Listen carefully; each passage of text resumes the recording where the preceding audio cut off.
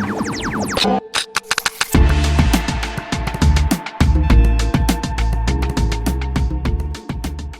out how to do it. No, dude, this is my. I just moved. I just went to my other room. I went to my moved to my bedroom. Yeah. I worked really hard on my background, so. Dude, that's fake. I saw that background on a live stream the other night. It's a Getty Images background. Yeah, Getty Images, dude. You're not paying the artist for that, dude. That's unfair usage of. So like let's jump into this. Dylan, we know Dylan from all working together doing AV gigs in Austin, Texas.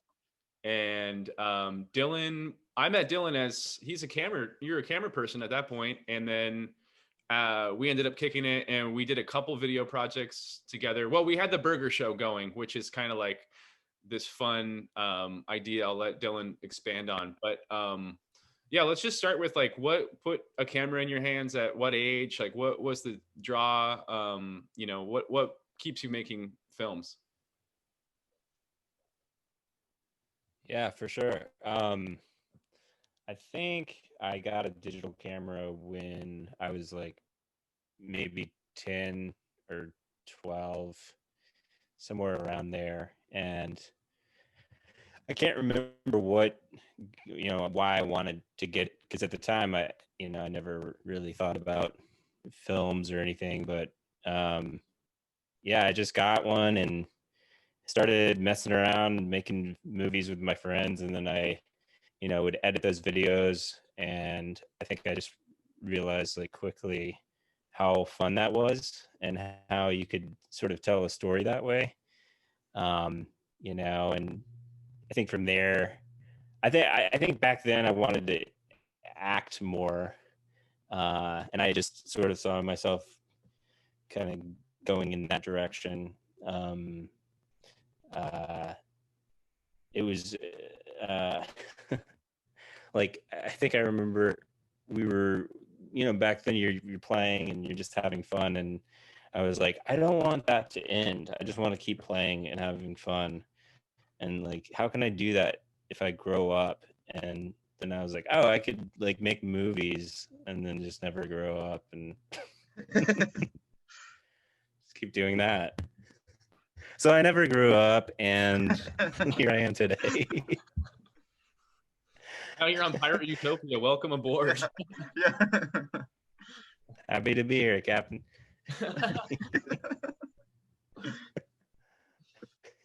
So what are you working on now? Like, I know should be the name of the episode: "How to Never Grow Up" with Dylan.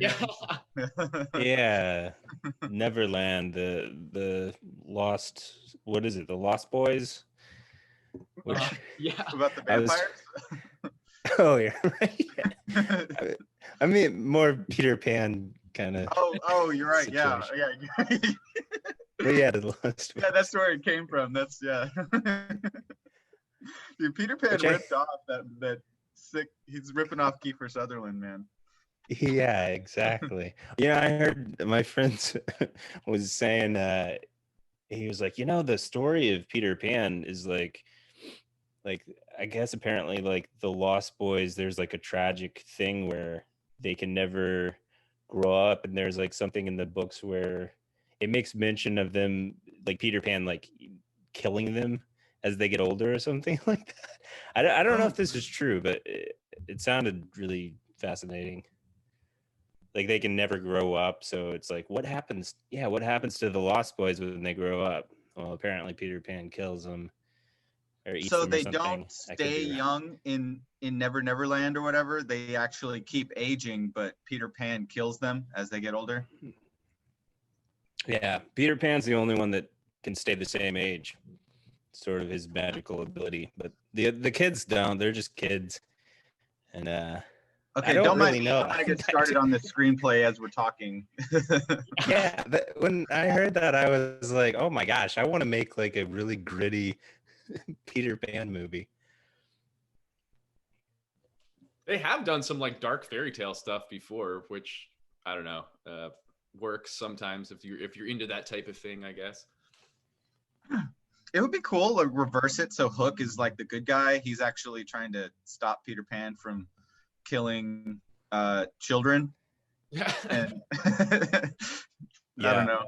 That's what I It'd be was a thinking. big I was like, reversal. oh, you could totally say like, oh, Peter Pan's like the bad guy in actuality, and it's like Hook's just he's just like, guys, it's time to grow up. It's Yeah. time There's to a go. cabal of child killing murderers in Never Never Land. Mm-hmm. And we need to end it. Yeah, and I can't believe if that is true, and it's just based on like what my friend told me. Yeah, I'm like, why isn't there a story on this? Like, why Yeah. isn't this more of a thing? It's got to be just like a very like a passing line that you could interpret somehow, maybe. I think that's what it was. Yeah, I think it was like, oh, like if you think about it, you're like, yeah, that's interesting. What happens to those kids? I mean, if Hook is canon, like that old guy, you know, he was the guy who lost his marbles. Remember, he was a lost boy. That's right. So, so that if we're taking Hook as canon, which I don't know if that's in the Peter Pan community, if that's how they That's how I see it. Hook Yeah. to me is canon. That's the most canon like film ever. Above the cartoon. The cartoon. Of the cartoon. It's better. It's more canon. I agree. Robin Williams instantly makes everything canon. Mm-hmm. Yep. So you have this. You have this like really dry style, Dylan, and I'm just wondering if you have any influences for that, like if that's pulling from somebody else, or that's just kind of how you and your friends grew up making jokes when you're younger, or because it's unique. It's like very dry, even like this Peter Pan conversation. Like, and you don't seem to break character often. Yeah, he's still in Ray Romano. Like he's still doing the Ray Romano. Hey, Raymond.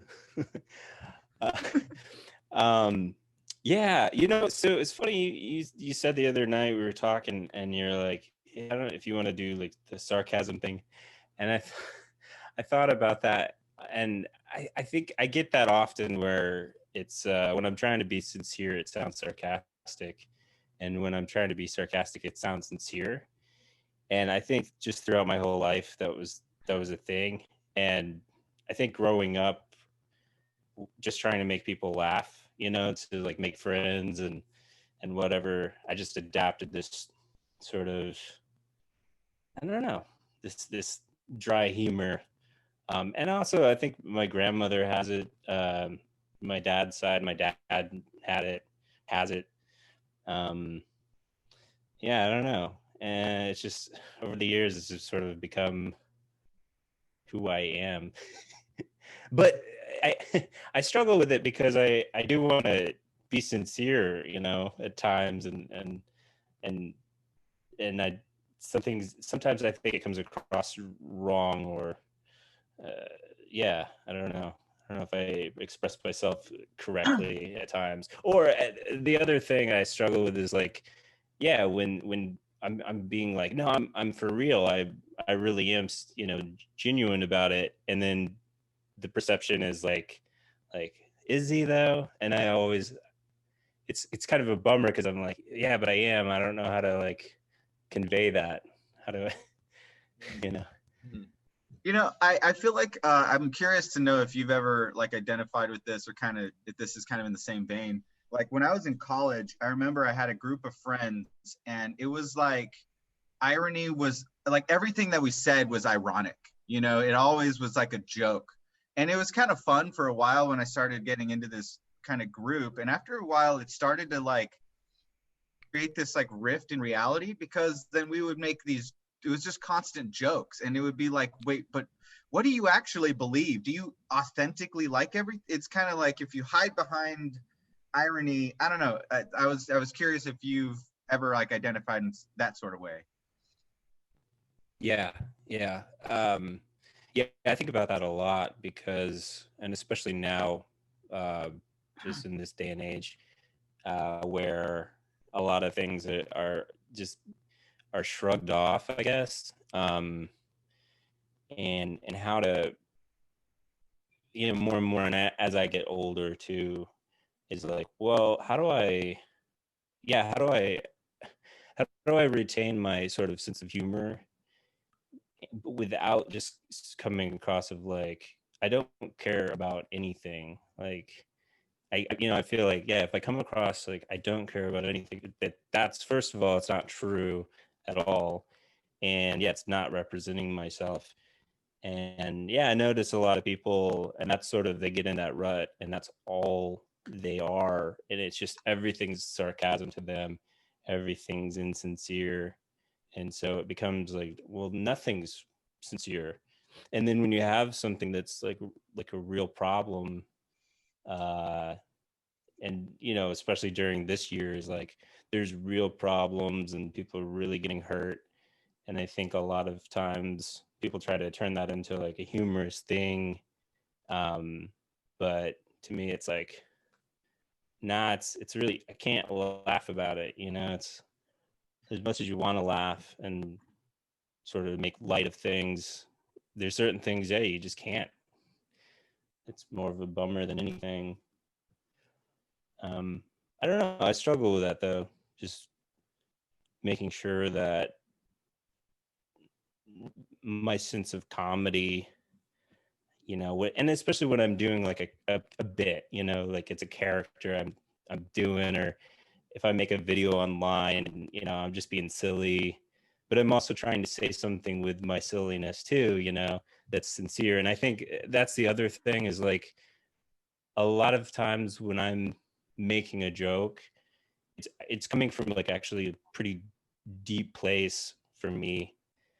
But the only way I know how to express it is through like a joke, because I think I was used to, just over the years, trying to say something sincerely and people just zoning out.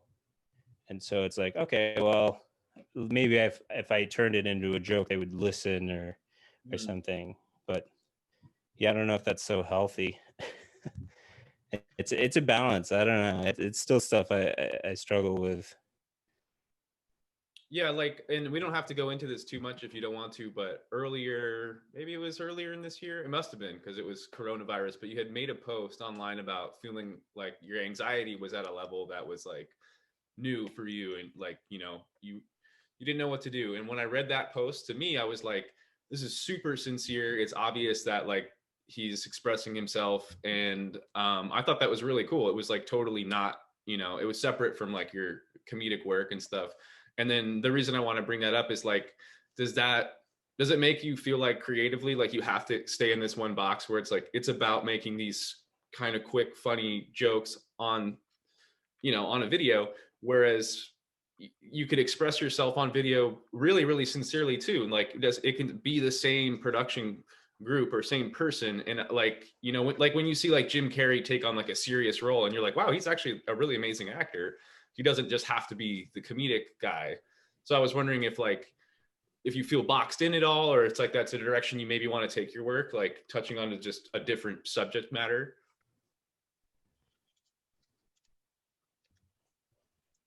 Yeah. Um, I think as a when it comes to writing, my writing is like I wrote a book called Pain and Repetition, and it's about serious stuff for me. It's like about a trauma and abuse and all sorts of like really weighty subjects, and it's something that normally wouldn't be like a fun read, it'd be a slog. And a lot of it is like, writing it was just like, oh, torture, and I don't know what it's like reading it from someone who didn't actually write it, but I tried to like sprinkle in humor throughout just to lighten it up a bit. And I think with a lot of the stuff I do, it's either comedy or drama. And I always wanted to make like dramatic films. That was sort of my thing. I didn't want to do any comedy at all. And then I think over the years, people kept saying like, "Oh, you're funny. You've got like this funny thing. You should do that. Like, that's where your skills are." And it was never, I never really wanted to do that. To me, that was like nothing less. It was just not in my wheelhouse, or how I guess I saw myself. But that's changed over the years, and I guess I see more of a reason why comedy should exist. And like this past year, the beginning of the year, I would only watch things that were funny, and I didn't want to watch any dramatic films or anything like that, because I didn't want to think about, you know, as far as like a distraction. I wanted to see something that was just would get my mind off of what was going on. So I think, for me, I don't know. It's tricky, because I do still want to make things that are dramatic, to sort of tell a different side of what it's like to be a human, and then comedy to just make it all, I don't know, light.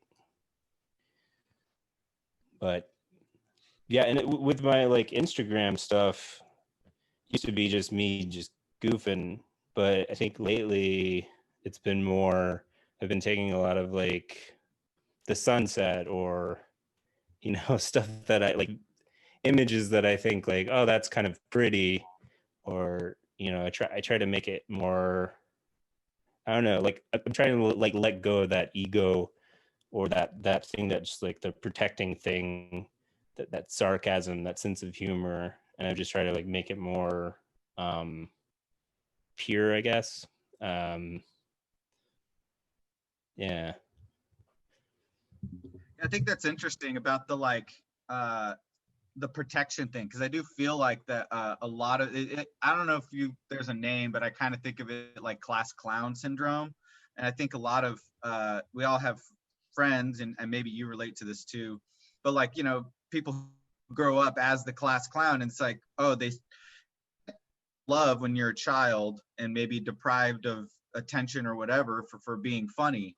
And so you keep going down that road, and you realize the more you make people laugh, the more they appreciate you. But and then it gets to a point though where people don't take you seriously, or you start to feel like they only value you for the amount that you can make them laugh. And so if you can't make them laugh because you're sad or upset, then you start to feel like you have no worth.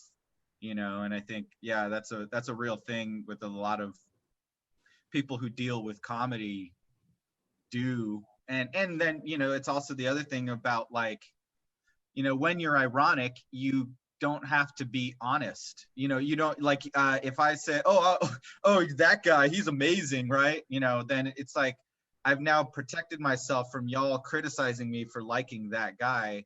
But it's in this weird, like, do you like him or not? Like, what do you like? Yeah. And it creates I think that's, I bet it's a bigger problem than people really want to realize, but It's a huge problem. At the like, I don't know if you guys have seen Baskets at all. baskets. That So Zach Galifianakis did a show for FX, I think. And Louis Anderson, who Louis Anderson plays like he's basing it off of his own mom, and so he plays Zach Galifianakis's mom, and Zach Galifianakis he plays two characters. He plays him, sort of a version of himself, and then his brother. Uh, and the show is fantastic. And I bring it up because he's trying to be a clown, and he goes to clown college in France, and throughout the whole show, he just wants to be a clown, but he's dealing with like really serious stuff that's like really affecting him, and childhood trauma and all this kind of stuff, and all he wants to do is just be a clown. And throughout the whole thing is the transformation between like him being that silly character to him being really sincere and serious. And you start to say, like, what is this show? Like, I thought it was about a clown, and you see the promotional posters and stuff, and it's him, and he's dressed up as a clown, and it's really silly. And then as it goes, it just that slides away, and then you just see like a person, and it's as like a well, as a piece of art, it's one of the best shows I've probably ever seen, and especially that subject matter of someone being goofy to just get through life, but then it taking a toll, and you start to be serious, and it's not funny anymore. And I find that fascinating. And there's a lot of. It's funny you should bring this up because there's a lot of like those things, like you see that with the Joker, and you see that with there's another one. I'm trying to think of the name of it, but there's quite a lot of things that Kidding with Jim Carrey. He did a show sort of about that. Just him, he's like, this guy isn't having a good time at all, yet he has to put on this face that he is because he's expected to be the funny person. I find that that's a really fascinating sort of, I don't know, story, reality for a lot of people, and it's hard to convey how it actually feels. I feel like that's the classic like archetype, right, of the pagliaccio or whatever. Do you guys know about that? That's the like clown, the crying clown, but pagliaccio means, I think it just means clown in Italian. But there's that classic opera, like where he's like, he's just in the opera. I'm trying to remember how the thing goes. It's one of the most famous arias, of the guy dressed like a clown while he's crying. He's just seen his wife cheating on him, and so, but he has to perform, and so he's putting his makeup on. He's like, hide it, push it down. You must make the crowd laugh. You cannot let your emotions. But I think there's something interesting though, even beyond, because there's that fascinating thing about the internal experience of the comedian, who's dealing with tough shit and also having to make people laugh. But we're seeing a big surge in media, like that's funny, but it has a level of heart with it, where it like the biggest one I think, or the first one that really popped up for me is like Rick and Morty. How it's like very irreverent and humorous and stuff, but then all of a sudden it gets really real and like just some really emotional shit comes out. And I think we're seeing a lot more of that, and it probably has to do with just the fakeness of comedy leading up to this time. What do you think about that, Dylan? Do you feel like you try to like add a level of realism, like real emotion in your comedy? Yeah, I always try to just do a little bit more and give sort of a bigger range, to where if I watch sort of what I do, to me it's not even funny. Like it's not like, you know what I mean? Like it's not a comedy to me. It's like I always try to portray something, even if it's silly, even if the audience are looking at it and you're like, oh, that's funny, he's being funny, but I play it like it's not, like it's a real thing to me, and because it is, and a lot of the things that I joke about, I think to me they are really serious. And I've noticed, in more recent years, comedy changing. I've been watching, going from like something like Tim and Eric, which I really like. I like that kind of humor, and just it's insane and zany and silly, and I think that's important. But there also, what's that? Joe Pera Talks to You, I think. I don't know if you guys are familiar with that. I've heard of that one. Yeah. Or Nathan for you. Nathan for You. Yeah. John. There's a show on HBO now that John Wilson teaches you, or like how it works or something, right? Or how? Or John was like, how to with John Wilson. yeah. Our other guest was talking about that So show really highly.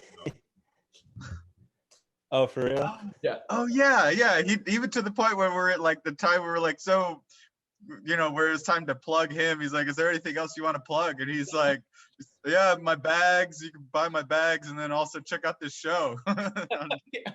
No affiliation, just a big fan of the show. Like, Well, I will second that. I will plug that as well instead of anything I have, because to me, yeah, it's first, it's great. It's like, it's so great because it is really funny, but it's takes a more serious approach to things, and it's just him like going around New York City, and it was before, like, I think they started before the world shut down, and he just goes and he films and he narrates, and it's silly, but he comes across people that are like, it's all real, as far as I believe it's all real. And he like meets random people, and then they'll go off on an adventure, and it's insane. It's like, oh, they one thing he does, he like the Mandela effect. He finds somebody who is really into it, and they're like, oh yeah, we got a convention coming up, and he goes to these things. Like, he finds out about these conventions. It's a lot of times it's a convention he goes to, and he goes to it, and he's just like, it's insane. It's like, what? There's that one's funny because there's like, he goes to the convention, and there's just a handful of people. and it's, for a bit you're like, oh yeah, this is like a real thing, and then there's somebody that stands up and they're like, so this thing about the internet, she just goes off on a tangent, and you're like, no, you lost me there. This is just crazy at this point. But yeah, I like how I like finding humor in just everyday stuff, and not being mean about it. Sincerity in the humor, because I think a lot of times you can go wrong where you're mocking something, and you're just poking fun of it at its own expense, and I don't like that. Like, if it's something that, even if it is silly, it should be taken sort of serious in a way, or there should be a certain respect about it. There's something that like kind of popped into my mind with a lot of that. So I've been really into this dude named Andrew Huberman, who's like a neuroscientist from Stanford.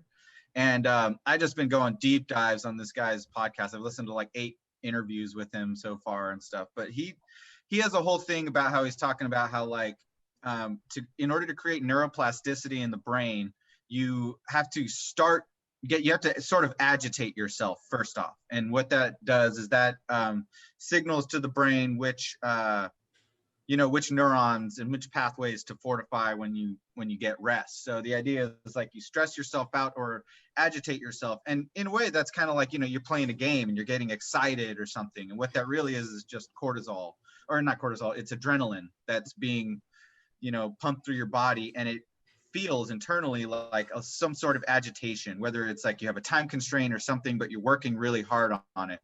But the thing is that you sort of max out, like you can a max level there, and then it starts to make you want to quit. You're just too agitated. But in order to keep pushing, what you do is you somehow give yourself a shot of dopamine.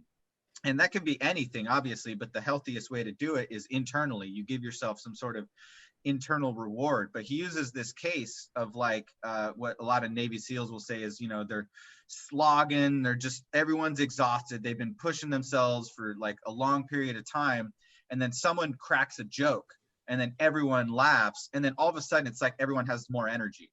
And so that kind of thing keeps popping up for me, and so it's almost like, and I think people do this to great effect in intense movies too, where it's like, you're punishing this main character, the protagonist, you just keep beating them into the ground, and it's like you have to give something back. You can't keep destroying them the entire movie, or else no one cares. You have to give them little wins or comedic relief. It's like a real thing. And I think I think it's like in our lives there has to be some sort of that, to keep us pushing forward. There has to be some sort of making light, or don't take your shit too seriously kind of thing. And maybe I don't know. I'm curious to see, like, what you think about, like, because I don't really like the mocking stuff, but I do like really offensive comedy.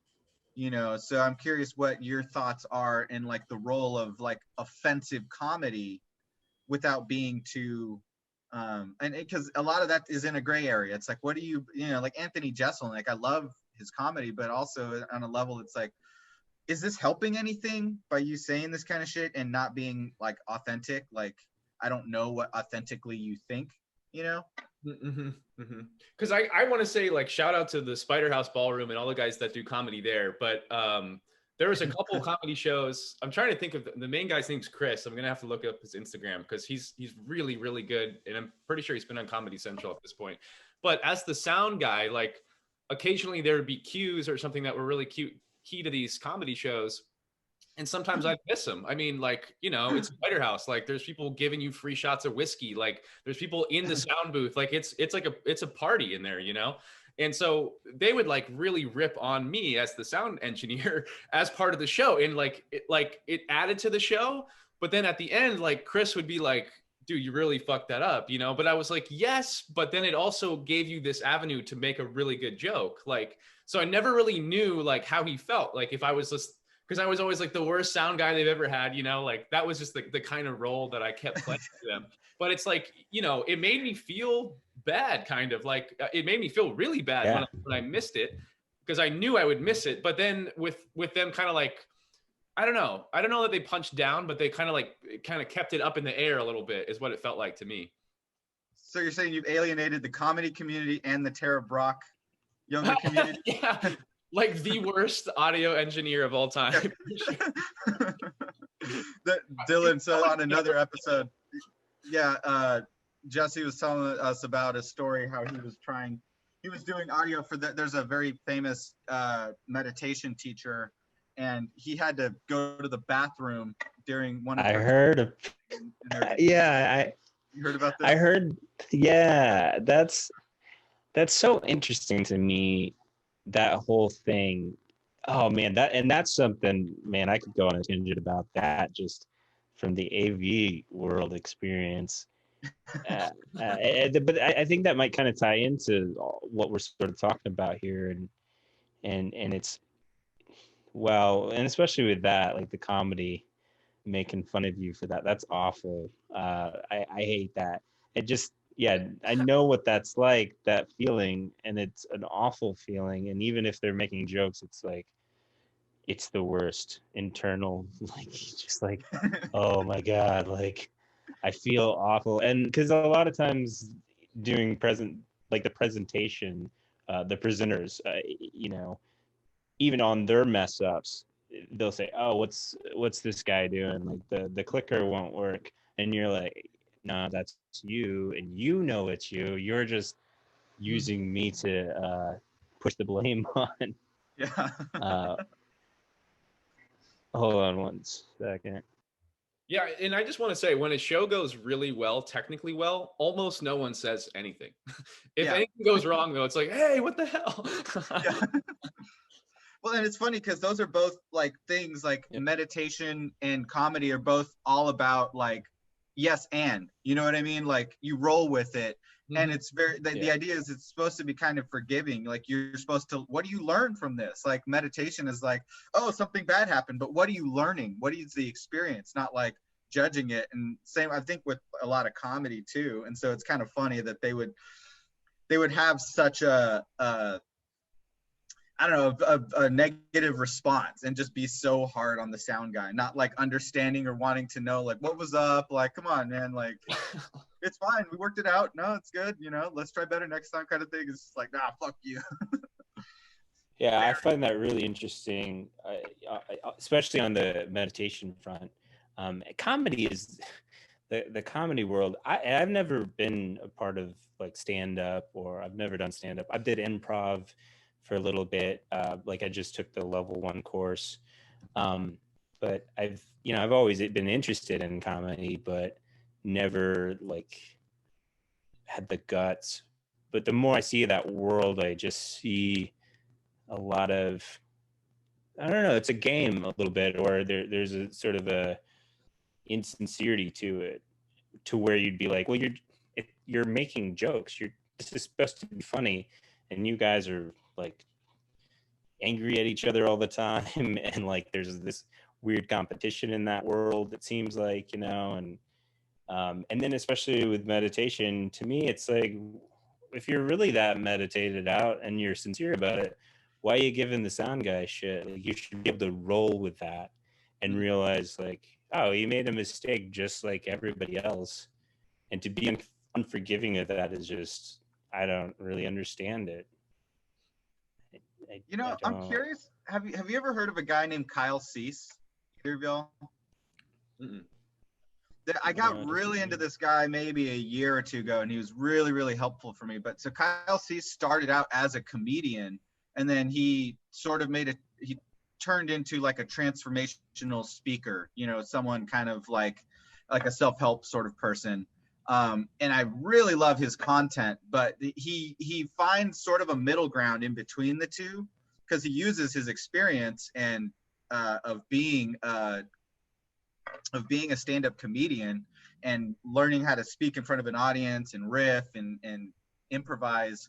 But then he also brings in a lot of like realness and stuff. And he does a lot of that where like little mistakes, but what's magic is that he can just create these moments out of those mistakes. Like, he'll mess up a line or say something wrong, and then he realizes it, and then he says, oh, I guess I'm messing this up to draw attention to it, that this is a really important point. That's the reason I said this wrong, subconsciously. It's like he finds that in the realm, instead of just like ignoring it or like beating himself up that he messed up a line, something important that he was trying to say. He just, oh, this is interesting. Like, let's keep rolling with this. Like, this is leading us down a path that I didn't expect, but there might be some gold at the end of this path.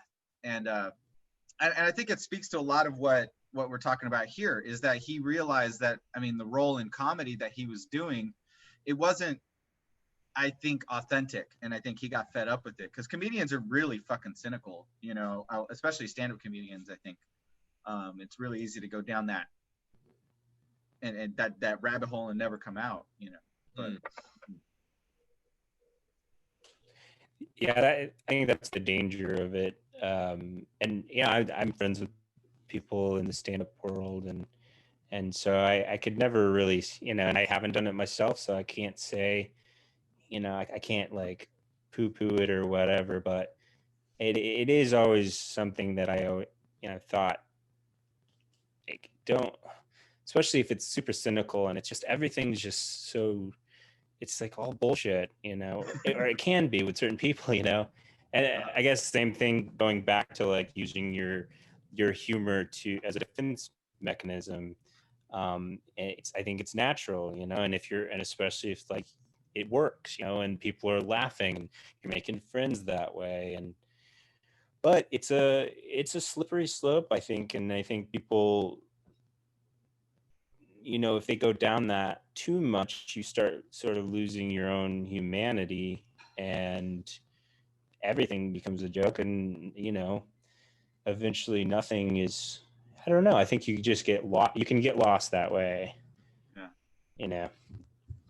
Yeah, now I what I just really like about your work, Dylan, is like it reminds me a little bit of like there's very few comics that just can stay in this kind of like PG to PG-13 range and make it really, really good. Like right now, I'm like systematically watching every single Seinfeld, just so it's like I can always relate to like, oh, I've seen the one where George, but but like Seinfeld's stand up in the show is really good. Like it's really good and it's really clean for the most part. Like I'm impressed how clean it is. And there's like, I think Gaffigan, like there's just not that many people that keep it like in that window. And then like you and I, we worked together on the burger show, and it was just like goofy. Like it was just like fun. It was fun to be out there. People thought it was funny just watching us film us eat burgers.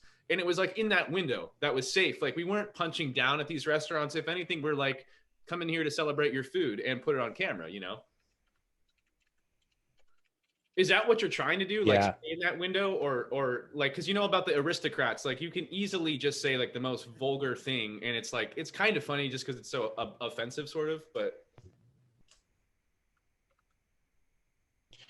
Yeah, to me, that's a lot cheaper to go that route, and yeah, I've done that probably in the past, and still will, and that's fine too. And I like, poop jokes are funny sometimes, and there's room for all of that. But yeah, I don't know. I always like to be more just. You don't have to. You at any age it's okay, and you can watch it, and you can find enjoyment out of it, and sort of like what's his name, I want to say Zach Galifianakis, but not Zach Galifianakis, but um ah I'm blanking here.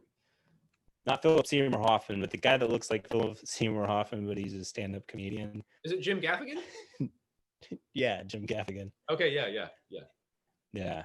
Um, I like his stuff because it is real tame, and people can mock him for that and say like, oh, he's just appealing to everybody, but I don't think there's anything wrong with that, because humor, everyone needs humor, and some people don't want to be offended, you know. Yeah. But and that's fine. Like, But I think he rips things apart too, is the thing. Like he'll rip like hot pockets open. That's like his most famous joke. But he just doesn't have to fucking talk dicks and balls and killing people, whatever. Use N words or anything. Like he can just make fun of something we all kind of understand, which is, I mean, that's the classic Seinfeld thing too, Yeah, and I think the downside of that, or the critique of that, I guess like coming from me, was like, oh yeah, but that's not hard hitting. You're not really getting to anything like big. Like, what's the bigger picture? You're not like addressing like things that you could, like racism or sexism or whatever, and you find that in comedians that that always are pushing that line, and it's like uncomfortable, but in a good way, because then you like from it, you're like, oh yeah, why is that, the way it is. So there is a need for that, I believe, but I don't know. For me, I think it just comes from, I just, that's kind of how I am in general and in life. I'm not someone who tries to push the envelope too much. I guess it just depends on who I'm hanging out with, but yeah, I having a good time with your friends and just enjoying life, which is what I felt like we were doing with the burger show, and why I liked it personally was, we were just having a good time and being genuine, and that, I think, there needs to be more of that in entertainment, in the entertainment world, because I think that's lost, and I think we've kind of lost ourselves in the process a little bit, and so we've sort of all become a little numb to just being human, and I think that's dangerous, because then you do get into this cynicism, and again, yeah, you fall into like a trap, I think, with that.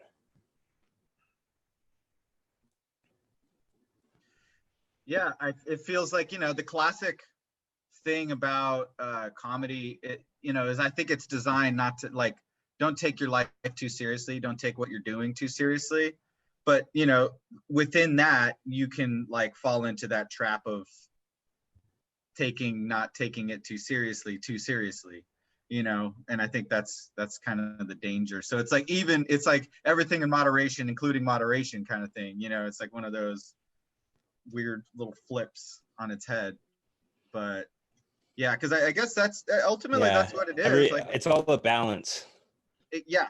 Because Because comedy can offend somebody like so strongly. Like there was a point where I was bartending at this place in Santa Barbara called the Garden, and it was just a little beer garden, but it was right next to the biggest theater in town. So anytime, you know, Kevin Hart would play there, or these different big names would come in after the show would let out, everybody would come over.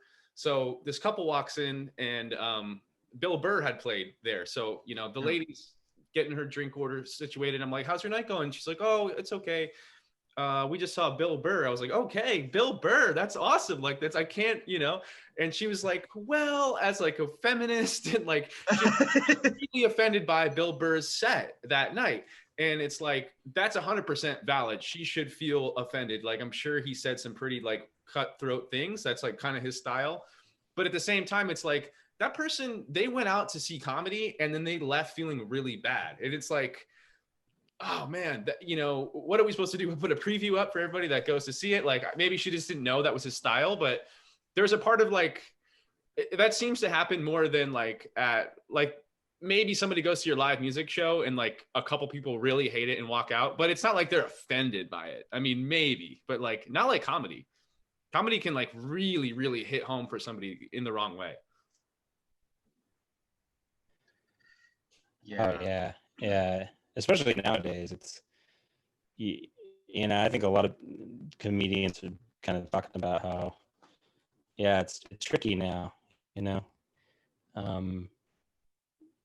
It's interesting though, but I think comedy was always used as a tool to have a discussion with people in an open forum, like, or yeah, it was never supposed to be, you were supposed to be offended, you know, because you were able to talk about things that were serious subjects, and everyone did have an opinion about them, but you know, there's the jester, and he's allowed or she's allowed to talk about it, and that was the whole thing. You're like, you kind of had to keep an open mind of like, all right, well, don't get too freaked out about this, because this is just a joke at the end of the day, you know. And I like it for that reason, because I think there needs to be that to some degree. You should be able to talk about stuff and not be berated, because that's how you learn, you know. Even if you're wrong, you can, that's how you learn. That's the best way. I wonder if there's something similar to like this like urge that a lot of comedians have, or people might have, to be funny. I feel like there's also an opposite sort of thing where outrage gets respect too, you know, and we're seeing a lot of that nowadays, where it's like being offended all of a sudden brings you a lot of attention and a lot of like love, and love, you know, in quotes or whatever, but like, you know, it brings you a lot of affection and things like that. Like people now, oh, I'm offended. What you said upsets me. And then you can get other people on board and be like, yeah, you're right. And da da da da. And I feel like it's kind of a similar thing to like a person who would like make light of something. Oh, now I get a bunch of attention. Everyone agrees with me. Everyone likes me. Yeah. And it's almost like opposite actions, I guess. I don't know what to call it, but like, they're working against each other, but they kind of have this weird Ouroboros thing going on, you know? The internet is an awful place. An amazing place. It's hard to. An amazing place as well. Yeah, it's the yin and yang. Yeah, there's a huge. Say what? Porn and cats. That's like what the internet is, right? Right. That's how. Yeah, that's what it started as, and I'm sure that's how it'll end, if it ever does. But yeah. I think right now we're just in a weird time there where we don't even know how to handle it as people, as humans. We don't know what that is, you know. It's like we've never faced it before, and it's completely different than, you know, it's its own deal. It's such a big deal, and I think we oftentimes, you know, say it is just, oh, it's just porn and cats. and it is true. But then if you think of the bigger picture of how it's affecting everyone right now currently, and I haven't seen The Social Dilemma, but apparently that's really good and puts people get freaked out by watching it, and just because it's like eye-opening apparently. I don't know, have you guys seen that at all, or? Yeah, I watched it. I thought it was really good. Have you seen it, Aaron? I haven't seen it, but I've listened to a bunch of podcasts with Tristan Harris, and I've been on that tip for a while. Yeah, I agree with pretty much every premise that that movie lays out already. So I just think it's super dope that the developers were the ones that were saying like, "Yo, this is not cool, you guys. Like, this is," and they were getting paid really well. You know, I'm sure it is to be there at Google or Facebook or whatever. But it's just like I feel like that's part of as generations, you know, continue to like pass down the baton or whatever. Like that's part of our role a little bit is like leveling the playing field. Like, hey, we're not just here to farm everybody else that's in this country. Like, you know, there's a little bit more a level of humanity that I think we can bring forth and level the playing field a bit more. But I mean, we'll see. Who knows? I often feel very idealistic about these things. Idealistic, like you idolize, or like idealistic. Oh, I see. Idealistic. Like, yeah, having like, I don't know. Like you have such a good heart, Jess. Too bad the world is just like not like that, you know. That's, yeah, I feel the same way. I think, you know, but I think people, that's a good thing. I think we need more of that. You know, a lot of people are not like that, and that's why the world sucks. You know, we've come to a point where this is an interesting point in human history that I can't, it's hard to wrap your head around, because if it doesn't change, we're all going to be destroyed. You know what I mean? And I think that's not apparent to everybody. Like it's apparent to probably us. But I have hope that people will wake up and start to realize like we've got to change. I think we will, because just out of necessity, like it, you know, we'll probably have a rough time doing it, but you know, we'll just have to, because a lot's on the line here. So that's kind of my hope. My hope is that we're just going to get so uncomfortable that we'll have to do good. Shit. Well, that's usually what it is, though, right? I mean, as funny as that is, it's like I think that's really the only way that this kind of thing works. Like, people don't change until things are uncomfortable. You know, like people there were black guys getting shot by cops for, you know, very minor crimes during the Obama administration. And, you know, there were even riots and stuff, but it was isolated. Like, I think there was one in Baltimore or something like that. And it's like, it was not any better than what happened to, I'm forgetting his name. I was going to say Eric Garner, but Eric Garner happened during, George Floyd. George Floyd. Yeah. Sorry. But like, you know, they didn't start all these worldwide protests around the world. But when we're all in lockdown and that millions of people have lost their jobs and shit, it's like, oh, now this is inconvenient. And this is something that's been pissing me off for 10 years. Like, I'm ready. Let's go out in the street and burn some shit, you know? Well, I mean, not burn some shit. I shouldn't say it like that, but let's go out in the street and like make a difference. Like, make sure people hear us. Yeah. I think it's there needs to be a change. Yeah. Like it's not real until it's at your front door. And that's unfortunate, but that's sort of how human nature is, you know, or at least the nature of our experience. Yeah, I think we reach a boiling point, and it becomes too much. And yeah, it's I just know, personally, that's kind of how I operate. Is, you know, I'm calm and collected a lot of times. Well, not a lot. I don't. I don't know if that's true. I don't think it is. I mean, I think maybe your internal experience is different, maybe, but like you do put off like a calm and collected, you know, exterior. That's how you present yourself, at least, you know, at work, which is how I mostly know you. Yeah. Yeah. You're No, not like screaming around and crying and ripping your clothes off and gnashing your teeth at work, you know. That's it is. It's that's the internally what's going on. That's the internal. Yeah. The internal is I'm freaking out. Yeah. But I keep it calm. Because I know that it doesn't do anything. It just adds to the chaos.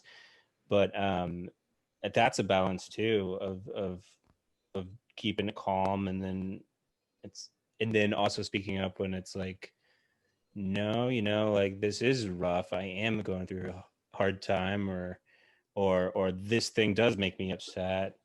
And that's a balance I've always struggled with, and I always try to, you know,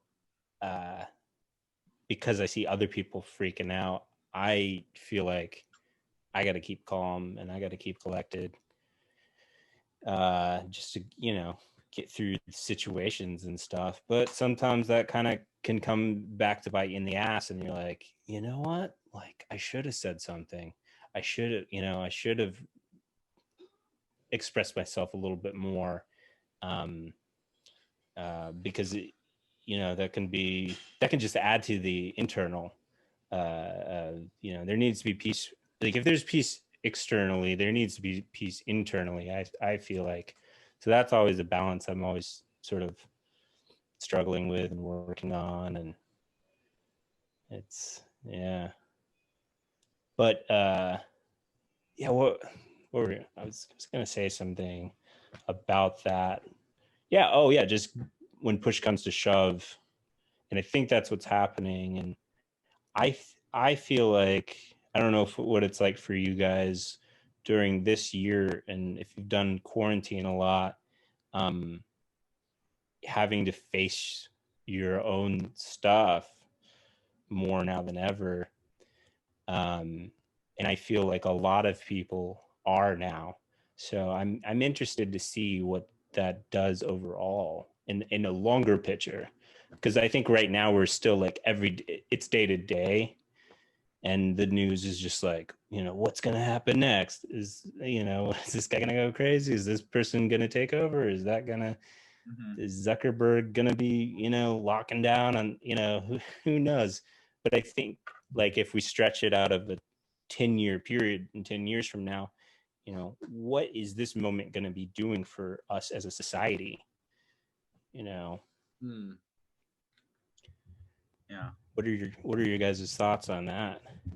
You know, I'm personally pretty hopeful, actually, and I feel sometimes like I'm a little naive, but you know, like I just had this thought the other day. Like there are we were talking to Neil Jesse, a guy who's in so he was telling us about how he's now having to deal with his kid all day, and it's a lot more work, you know, because his kid will throw temper tantrums and things like that. And so, you know, while you're trying to do your work, you're also having to mitigate like a 3-year-old's temper tantrums, which our society is just not, you know, we're not ready to do. And I think a lot of parents are now having to deal with that and spend a lot more time with their kids. And I think my idea is that a lot of people now are going to go online and be like, how do I deal better with my kid? Because there's no other option. And so we do the classic thing of like, Google it, you know, you have a question, Google it. And so I think, you know, obviously I don't know what kind of information is coming out, but I bet you there's a lot more positive information out there just in general, like the internet overall, like for all of its ills. It's changed my life for the better, because there's so many thinkers and books and videos and things that have actually really made my life a lot better, that I've found through the algorithms, through the internet and all this stuff. There's like good content out there. And I think if people are forced to like deal with their shit, it's like, well, you go out and look for an answer. Type in, you know, if you type in like what to do when you feel suicidal on Google, you're going to get good resources, I believe. It's not going to be stupid shit like off yourself. So I mean, it's scary for sure, just like, when you're like in a psychedelic trip and your world seems to be crushing. But if you don't run away from it and you face it, I think that's a net good. And if enough people face their shit, then we'll come out of this better than we came into it. Mm-hmm. But yeah, I'm curious, what do you think, Justy? Oh man, well, the quarantine was interesting because like I had set myself up to live and work at this retreat center in Phoenicia, and it was cool to be quarantined there because we had like this amazing yoga studio and gym and this property to explore. We got unemployment, we didn't have to work. It was sweet. So like I was kind of in wonderland as everybody's like world's locking down, they're quarantining, and I felt like that I was the phone call to a lot of people that were really suffering. They were going through their addictions. They were getting some real heavy like shit come up for them all year. And it wasn't until like last month when I was moving that like all of the things that I've been like, oh, 2020 is like, I've kind of missed it or it somehow missed me. It seemed to just like compound into one. And like all of the shit that like I'm not proud of is like all up in my face. And, I'm doing the best that I can to like work on the show from home and like fill up the calendar. But like once I got out of that little rhythm and I'm starting to be like, it looks like we're going to lock down again. I just got a text from my mom that it's like California's second lockdown. So I'm like, oh, fuck, like better get these things in check and build my spiritual practice and like build my rhythm, even if it's just like phone calls like this. And like having that rhythm, I think was the only thing that was really keeping me going earlier. So having it shaken was like, I don't know. I thought I was in a lot better position than I was. Like mentally and emotionally until like about a month ago. And it was like, wow, I was at a serious low.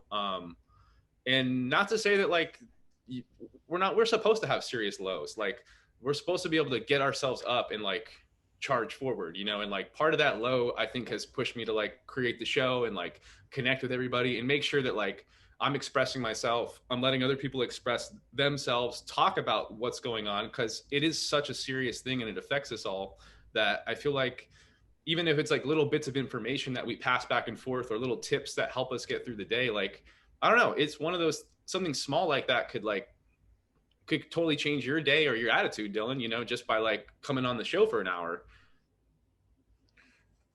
Yeah.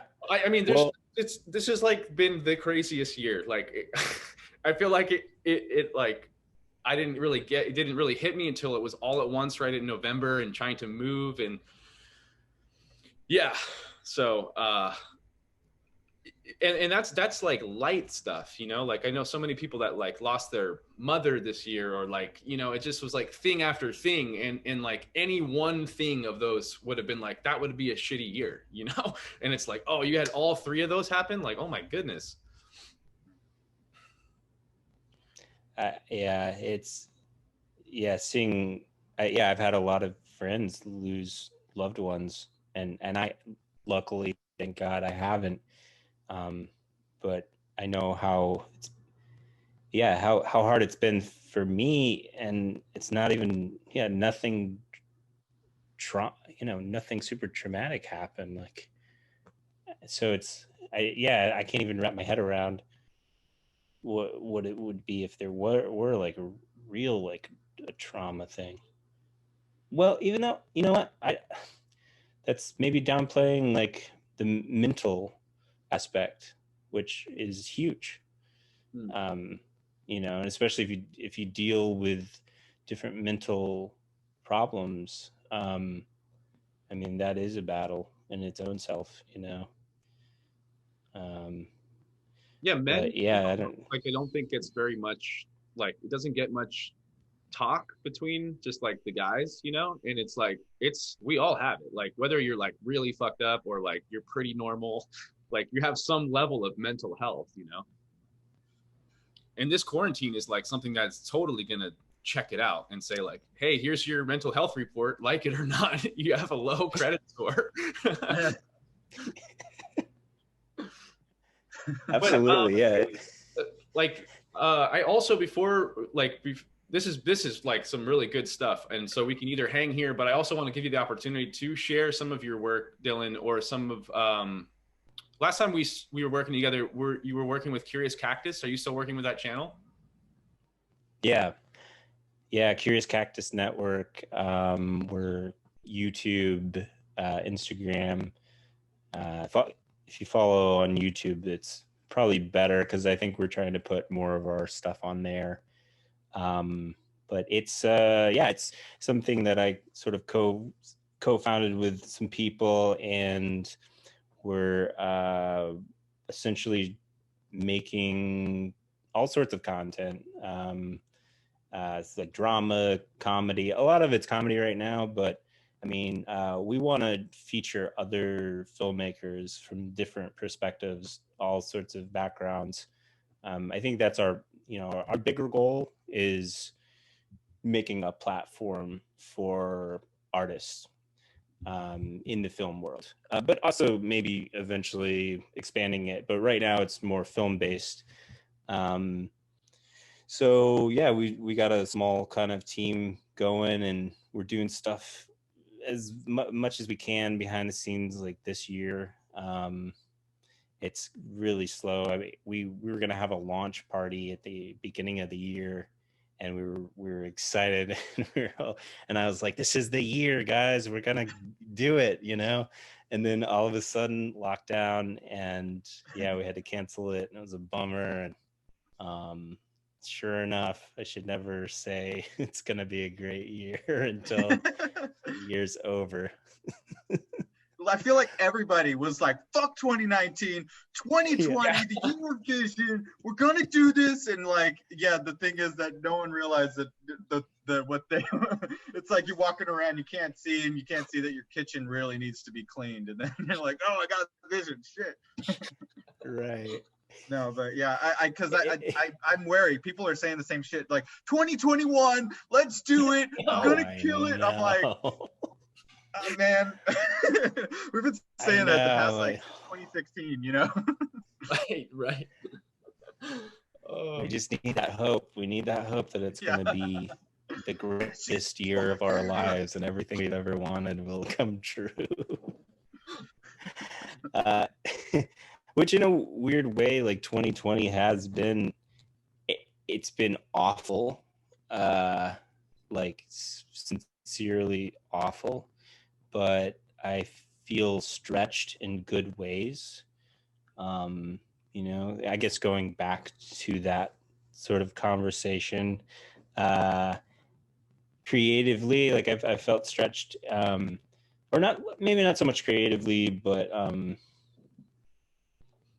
it's all like fear-based stuff. I've been like going through my whole life and looking at all the things that make me afraid, and having to deal with that, finally.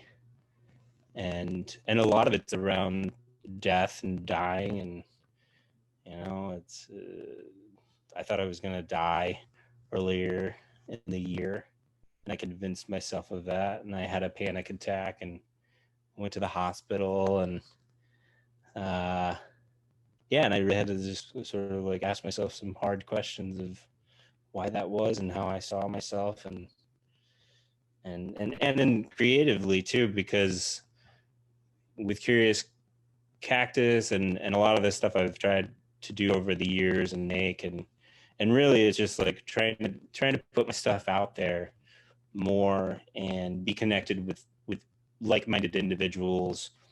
And there's been, on that road, there's a lot of bumps and detours, and huge detours, to where I got to a point where I'm like, well, is this even going to work? Like, it's not working yet so far, like time and time again. And getting to a point where I'm like, well, why am I doing it? And I think that's the bigger thing, is like, well, why am I doing it? Is it to make it, or is it to make art sincerely, just because that's what I want to do?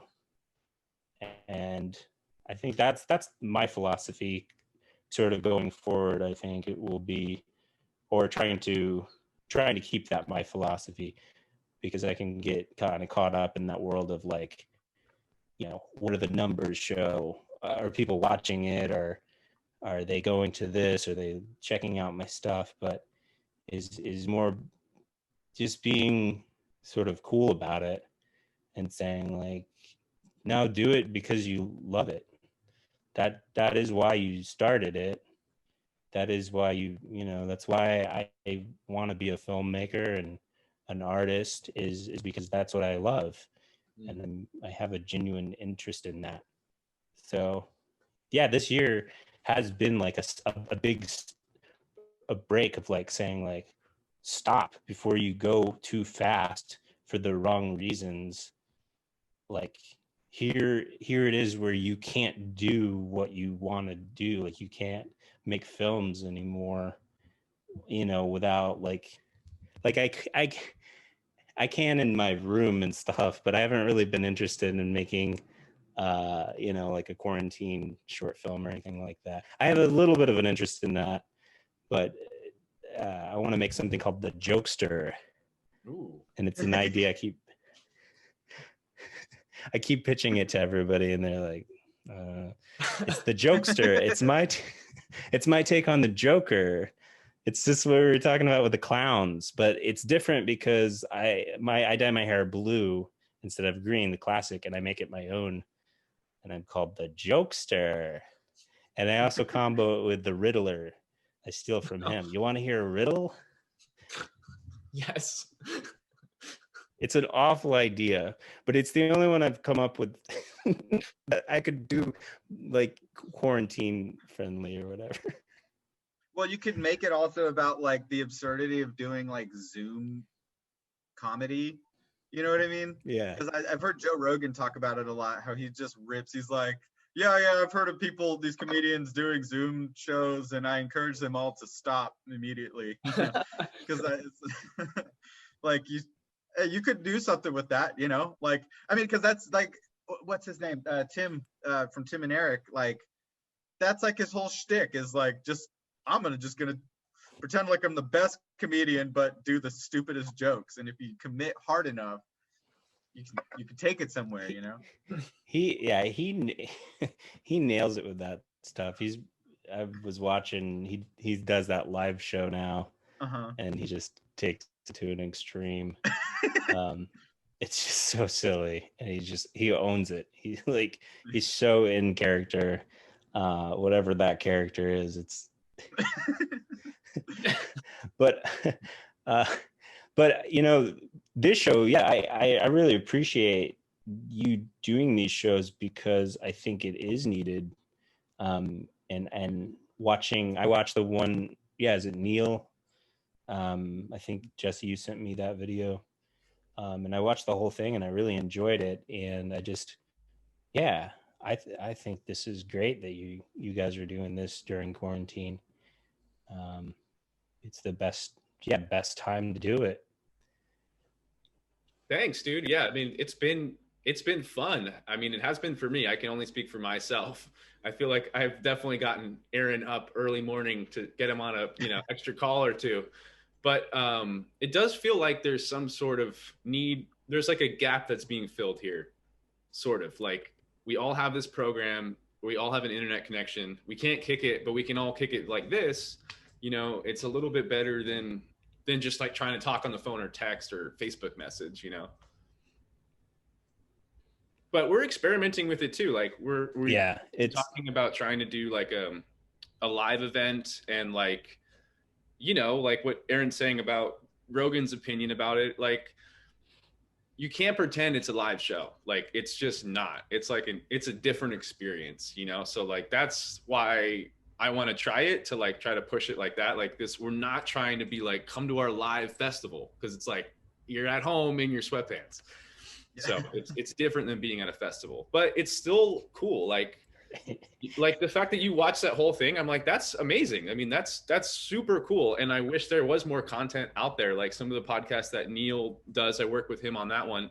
And like, I've watched all of those, and it's like, no major podcast is ever going to feature this artist, but like they have really good insights, just as good as like any three of us do. Yeah, I feel like I've been discovering like more and more obscure podcasts lately, and I'm like, oh, sick. We should get the like, you know, in a down the line. I'm like, this is the kind of shit we need to highlight. I feel like there's too much like hero worship and not enough like finding the hero in people around you. Ooh. Know, or like people who don't have enough, and so it's like, yeah, fuck that, fuck that. Like everyone's trying to get, you know, so and so, whoever the famous person of this day is, who just came out with a book. Let's get them on our podcast. It's like, Right. let's just get our friends, the people who we know who make great work, who don't have a big enough audience yet, you know. And I think that's, to me, that's cooler in a way. It's kind of more punk rock. Oh, it's way better than, yeah, the platform for all these celebrity interviews and stuff. And I watch a lot of that. I don't know why. I don't know why. I get really anxious watching it because I'm like, I'm reading too much into it. I'm like seeing like their cracks, and I'm like, oh, they're going through a hard time too. They're pretending like they're not, and they're a celebrity. And I don't know. I just go, it's weird, but I've always felt that way, you know, which, yeah, it's part of like, yeah, build a community with your friends, because, you know, that was part of us doing the burger show. Was, to me, it was like, I was like, this guy's a cool guy. Like, why he should have a show? Like, why aren't we, you know what I mean? Like, we should be making our own shows instead of getting these celebs to do it. Like, right. We can do that. Like, you know, Yeah, we're just as capable as they are. They just were able to sort of, you know, meet the right person, or, you know, get in the right position to do it. But guess what? Like, we all have cameras now. We all have the ability to do it. So yeah, let's do it. So And it it's, is great that you guys go are to doing like, this. when you go to like a big event, like it's a top comedian, or like you go see Bass Nectar at some like stadium, like, yeah, it's pretty cool, and it's worth what you pay for the experience. But like, what we are right now is kind of like, we're that alt venue, and like Aaron just rocked the show for like $8, and people are coming out of there fucking pouring sweat, and they're like, who was that? And they're like, I don't know, Shadow Sweat, like, never heard of him, but fucking killed it. That is the show that I like to be at, you know, like whether I'm in Austin or I'm in Brooklyn. Like, I like those underground things where you're like, who is this? Like, I've never heard this music, they're just rocking it, and it's almost like life happens so fast, you know. It's like, when you're there and it's happening like that, it's like someone's just throwing a fastball like right down the middle at you, and then, you know, that's it, then it's over. Like, then the show ends and everybody disperses. It's like, but you got to see it, and everybody with the recording of it and stuff can try to describe it to their friends, but like, we are the ones that are happening now. Like Rogan and all these people, like, they already peaked and they're like in with deals of sponsorship. Like, we are actually the ones that they're interested in most. And like, what we're doing, I think, by building a show like this is we're zigging, or like we're zagging where most people are zigging. Like, everybody's got a podcast now. So we're just going to be like, all right, we don't even want to be a podcast. We just want to be an online ticket that like somebody showed you, because it's like funny the way that Aaron describes smoking DMT, or like, you know, like there's certain reasons why Rogan's show got popular. Like, it wasn't always popular, you know. It used to be this like renegade thing on YouTube that was like, you had to know about it, you know. And I think that's like, there's a lot of power in being like the small, like organic community that's like, if you don't know about it, you don't know about it, but if you do, you're like, yo, this is fucking cool, like, check it out, this is my friend's, you know, Bags or Neil's work, or now we have Dylan showcasing Curious Cactus. dude, I just thought of a really great tagline: exploring life in the long tail. Are you familiar with the long tail? Yes. Yeah, it's just like, yeah, so like, oh yeah, that's it. That's what we're doing. It's like, fuck the like 10%, you know, getting millions and millions. It's like, we're in the long tail. We find our niche and we just explore that. And you've never heard of us, so who cares? You know, like, you haven't heard of us unless you've heard of us. Right. Oh, you haven't heard about these guys? Yeah, they're fucking, they're awesome, dude. Have you heard of us yet, or If you haven't heard of us, you haven't heard of us. You ever heard? That's the best way. It's that is always like, there's a line where I notice something will get really popular, and before that, it feels really special. You know what I mean? And then a lot of times it'll get popular and it'll lose what was special about it. Because of a lot of outside, influences trying to make it something it's not. But you always want to find it before it was turned into something by the bigger conglomerates of the world, like that, and they want that too. That's what they crave, and then they end up morphing it. So I always hope that it's like whatever we make now on the outside, on the fringes, that we always stay. That's what I always try to, with the Curious Cactus stuff, is like, hey guys, let's stay true to that, because if we think it's special now, it is special, but let's make sure that we don't get lost in trying to make it big. It's like making it big that's great. Yeah, money and whatever. More people seeing it, more attention to it. That is good. But you always have to keep yourself grounded and say, well, what made it special in the first place? Why did I like doing it? I think that's always the tricky thing. I want to see some of these. Can you screen share any of your clips for us? Yeah. Or do you have okay. Right now. What's that? Is everything like non-disclosure agreement? You can't show us what you're working on? Yes. Everything, yeah. Just sign an NDA and have anybody that watches this sign an NDA, and we're good to go. Yeah. Let me try like Kubrick filming for the filming the moon landing right now. They contracted you. QAnon. Right, exactly. To film the truth. Yep.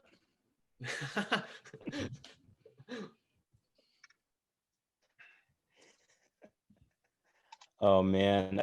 I wonder if you guys could do like could collab on like a music video or something, like a quarantine. Oh yeah, I've been editing a video. I started getting into video editing because I have songs, and I was like, oh yeah, I could. It seems sort of like music, kind of is. It's blocks on a screen and you just move them around. So, but yeah, I've been doing deep dives into editing, and I was like, oh shit, that's yeah, awesome. I need to talk to Dylan about editing, because editing. Nice. All right, so you are the host now, Dylan, so you can screen share. Oh dang. Okay. Yeah, let me pull up. What do we want to watch? I don't know, you got Netflix or yeah. I'm just gonna stream something on Netflix. This is fun.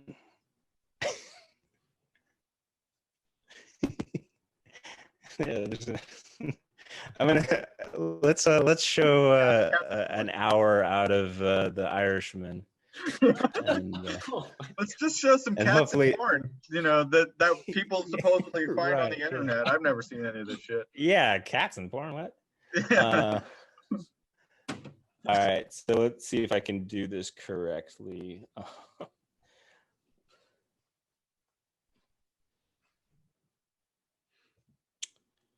A tab. One of the ones I really liked was the elevator music one. I thought that one was really good. Ooh, okay. I'd be down to show that. I want to show this one's pretty quick. It's something me and my buddy Grant did right at the start of COVID, and people seem to think it's funny, so we'll see.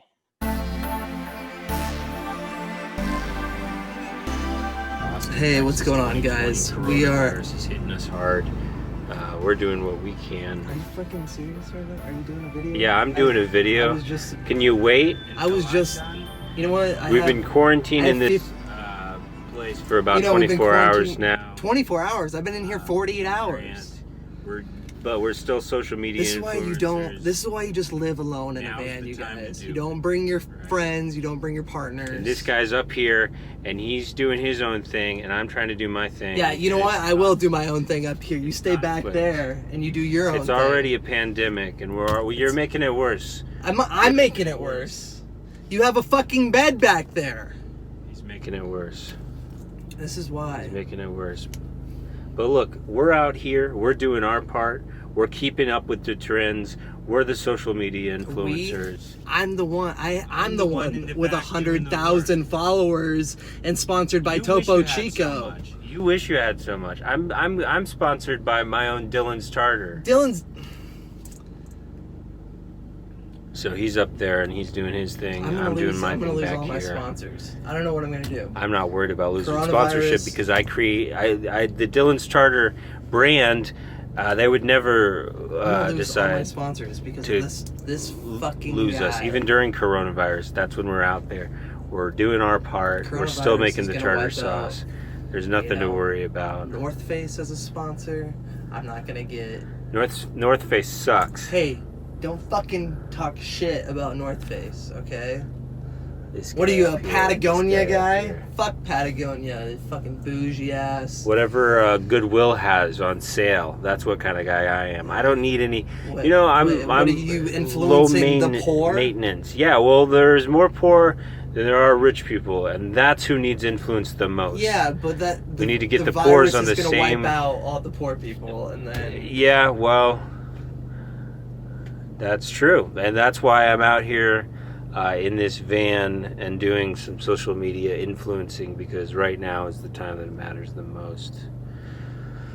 Do you have fucking coronavirus in my goddamn... It's just a cough. It's a chronic cough. Get the fuck out. It's a chronic cough. Get the fuck out. Alright, he's kicking me out of his van right now. This is happening. I'm filming this. I'm filming this. Get the fuck out. You want me out of your van?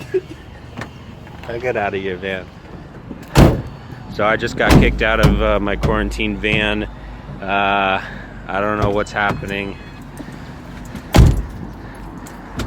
Fuck that guy. That's fucking He's taking off.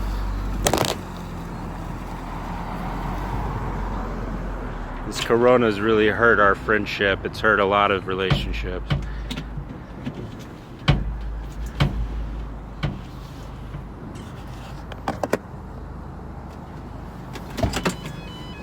I think he's locked me. He's locked me out.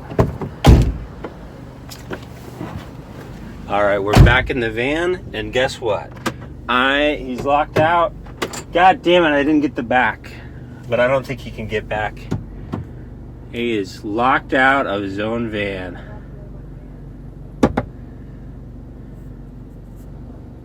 So that's what it comes to when the coronavirus hits. It hits and it distances people, and he came to apologize. I've won. I've won.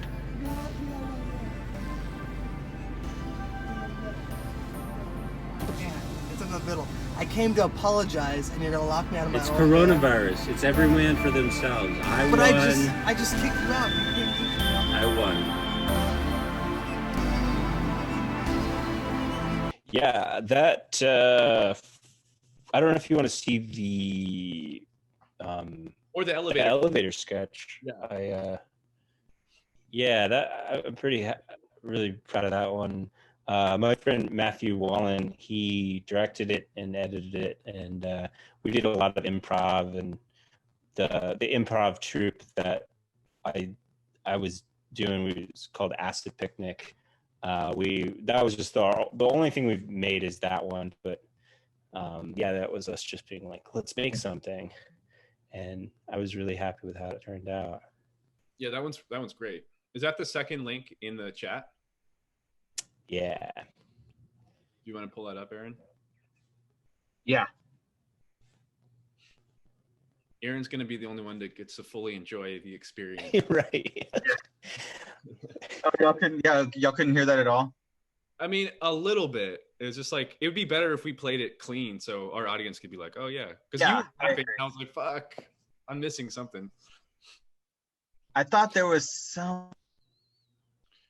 I know. I thought there was too. I was just going off of memory of what I found. It's like, oh yeah, I remember at this point. Oh, like in the show or watching the clip. Did you write that whole thing? Yeah, watching the clip, I was like, I can't hear it, but I. No, that was all improv. Okay. Yeah. And whose band is that?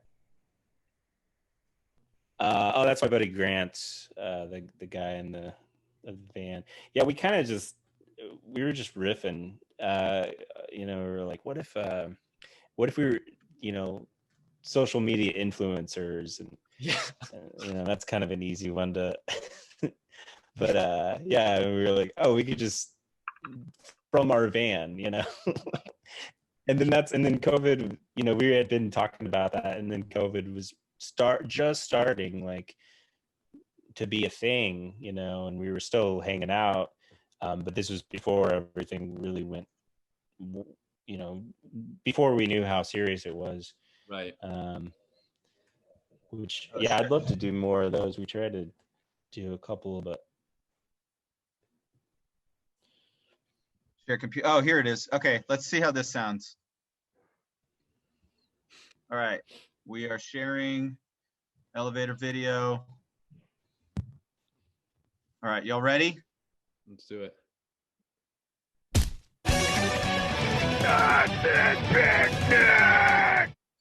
good acoustics, good elevator. Fuck, there's nothing like it.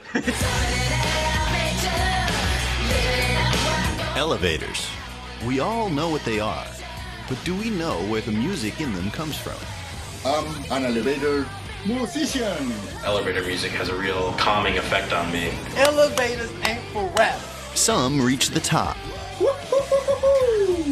while others hit the ground floor. I was on crack. Who are these mavericks of music, and how do they do it? Elevators. We've all ridden on them, and they all have music, but nobody knows who makes that music. Elevator musicians have been with us since the first elevators, when they used to play Edmund Gary and his electric hurdy-gurdy. What would an elevator be without its music? It would simply be a box that takes us up and down. But what about the ups and downs of our hearts? This is Mr. Inca, a former Peruvian drug lord turned elevator musician. You may remember him as El Drugo. Okay, so my name is Mr. Inca from South America. I'm an elevator musician. Woo-hoo-hoo-hoo-hoo. Now, the only highs Mr. Inca is responsible for are those on an elevator. This flute came from Peru and is my top favorite. I can even sleep with my cloud. It's like elevator, see? First floor, second, and so on and so on. Maybe in the past they have something similar than elevators in their homelands. Like some mystery.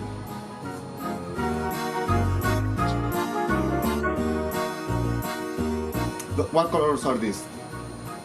The rainbow. Exactly. So it has to do with the elevators. Like the lights provides so much energy to the elevators. Let me tell you something. I'm the best musician in the elevator. Hell yes!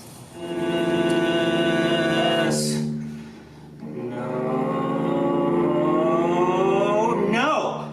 God damn it! My name's Neil Young Diamond. There's nothing like a fucking elevator. Yes. When they told me, hey, Neil, why don't you try giving that elevator music a shot? I said, I don't know. I don't really know about that. I don't think that's really my thing. I was in an orchestra for 10 years, and they said, that's not where the money's at. It's in the elevator. And so I gave it a shot. It's a rare art form, I think, and not a lot of people think that. Not a lot of people know that. Well, once they hear it, that's when they know you got something going here. I give sort of a mixture of what people want and what people need. This is my favorite elevator in town. I named it Elijah after me. Holding on to olives. Elijah was once at the top of the elevator music game before the pressures of fame and glory cut his cable tie and sent him crashing to the ground. You know those Play-Doh machines where you make the fake pasta? I put me into one of those and the music just comes out. Live music. No one's ever done it before. Tendering dreams and love and sex and everybody sings and coming downtown and everybody wants to, everybody. Gosh, have I ever failed at anything? Oh, no. He was addicted to crack cocaine, heroin, morphine, drugs, Flintstone vitamins, and beer. The nurses at rehab did not know what to do with him. Fuck you. You said we weren't gonna bring this up. You said it. This is over. Fuck all y'all. This is Fingers Benson. Fingers is a former 7th grade saxophone prodigy turned recording producer for B-list actors and elevator musicians. Fingers has the best fingers in the biz. Guy Fieri hit me up. The second lead from the show Frasier wanted his slam poetry album done. So I got some connections into the industry. I've always had a lust for blood, but when I discovered that elevator music has a real calming effect on me, I just plug in the headphones and I can concentrate, really center myself, go for the kill. Hunting and music, they're two of my greatest pastimes. When we're in the studio with Elijah, we sit down sometimes for hours in our fatigues. I'm right behind the booth waiting for some creativity to come up. You just gotta pounce on it. Tony Hawknight is a former child crackhead and elevator musician with a cult following. Tony Hawknight. At the age of 12, I was already on crack, but I was able to pull out of it. I was riding in an elevator one day and I just heard this beautiful music and I thought, I want to provoke something. Once I heard Tony Hawknight's ballad in the key of floor 6, I was really struck and I realized that there was some real potential here. Beats per minute in an elevator, I generally like to stay at around 68.5. The 0.5 is important. Anywhere above that, you start getting into 69. It's an elevator. Have some decency. Hi, my name is Nasamba Martin, and I've discovered that elevator music is it really does it for me. One of the musicians that's really catching my ears is Neil Young Diamond.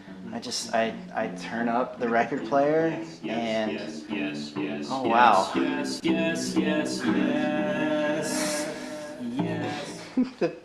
music's it's really good. I want that shirt. Playing tonight at my favorite elevator venue, Neil Young Diamond. So I'm going to play a performance in an elevator.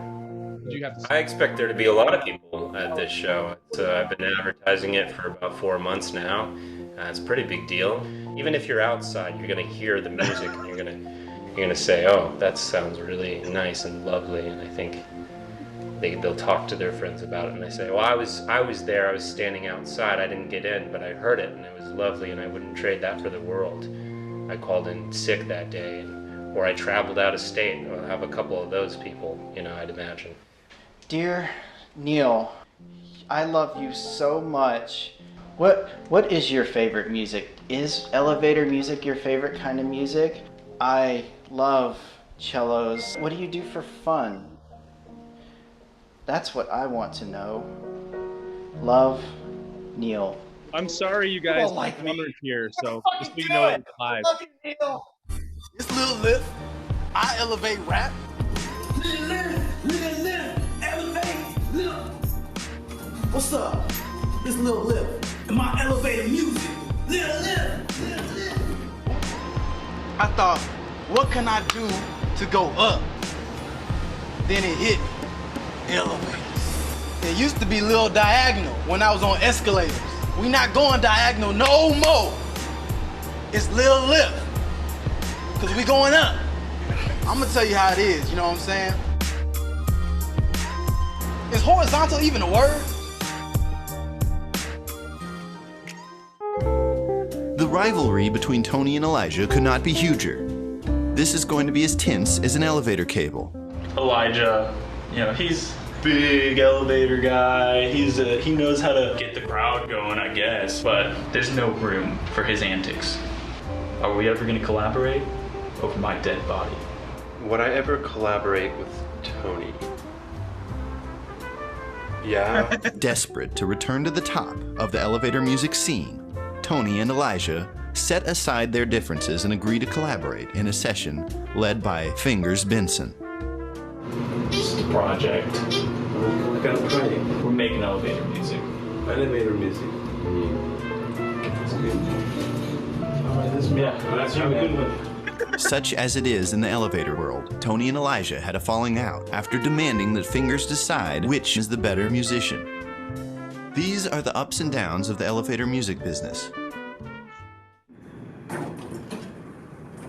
This one I call the ups and downs of life.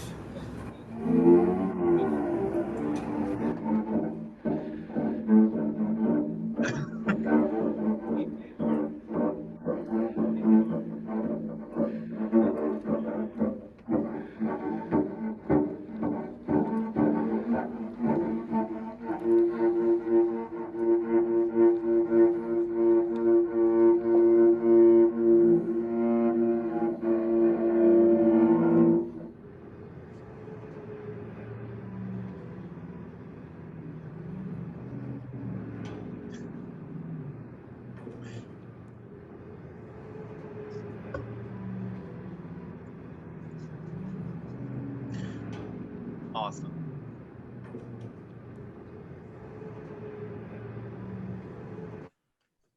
Feel like we learned a lot. We went on a journey there. It's a journey. Yeah, it's a. Yeah, this was great. Watching it, all, the connection was just real choppy. So it's so funny just seeing it. It was like, although I stopped by during the week. Just seeing how long it is.